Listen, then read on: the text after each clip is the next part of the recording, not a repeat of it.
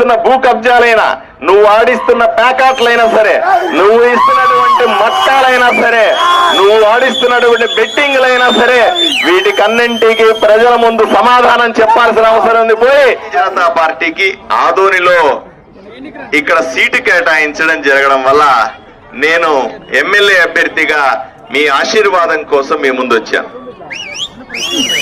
నేను గ్రామాలన్నీ తిరుగుతా ఉన్నా.